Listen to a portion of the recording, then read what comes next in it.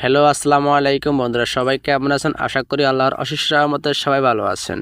যাদের টিকটক অ্যাকাউন্টে comedy guideline violation এই অপশনে চলে এসেছে, তাদের এই টিকটক অ্যাকাউন্ট যে কোনো মুহূর্তে হারিয়ে যেতে পারে। চলুন আর বেশি কথা না বলে ভিডিওটি শুরু করা যাক। ভিডিও শুরু করার আগে ছোট্ট একটি রিকোয়েস্ট থাকবে, চ্যানেলটি সাবস্ক্রাইব করে ভিডিওতে একটি লাইক দিয়ে আপনার মতামত কমেন্ট বক্সে অবশ্যই জানিয়ে দিবেন। চলুন আমরা সর্বপ্রথম টিকটক অ্যাপস ওপেন করার পরে প্রোফাইল অপশনে ক্লিক করে দিচ্ছি। প্রোফাইল অপশনে ক্লিক করে দেওয়ার পরে আমরা দেখতে পাচ্ছি আমাদের যে ভিডিওতে কমিউনিটি গাইডলাইন ভায়োলেশন অপশনে চলে এসেছে, সেই ভিডিওর উপরে ক্লিক করে দিচ্ছি।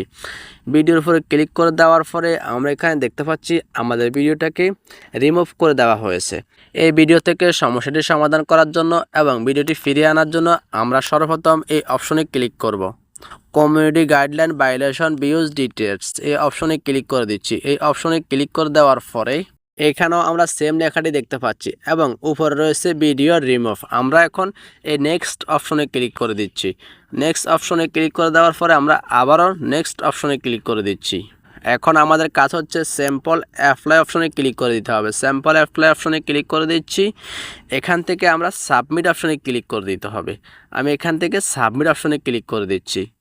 সাবমিট অ্যাপ্লাই ক্লিক করে দেওয়ার সঙ্গে সঙ্গে আপনারা দেখতে পাচ্ছেন সাবমিট রিসিভ করেছে।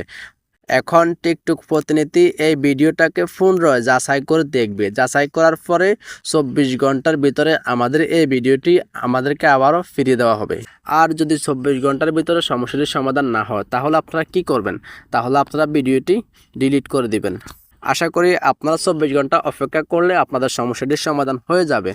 এখন আসি মূল কথায়, এই সমস্যাটি কেন হয়ে থাকে? এই সমস্যাটি হওয়ার কারণ হচ্ছে, আমি যে এই ভিডিওর টাইটেলে লিখলাম 71-এর সংবিধান অনুযায়ী তারেক রহমানের হাসি হবে। তারেক রহমান হচ্ছে বর্তমানের প্রধানমন্ত্রী। তাই আমি এই যে ফাঁসি হবে এই শব্দটার কারণে আমার এই ভিডিওতে কমিউনিটি গাইডলাইন ভায়োলেশন অপশনে চলে এসেছে। তো আপনারা দয়া করে পুনরায় কোনো ভিডিও আপলোড করার সময় বা কোনো কিছু লেখার সময় ওই অপশনগুলো দিয়ে খেয়াল করে লিখবেন, যেন ফেসবুক বা টিকটক বা ইউটিউব কোনো প্ল্যাটফর্ম যাতে তারা বুঝতে না পারে।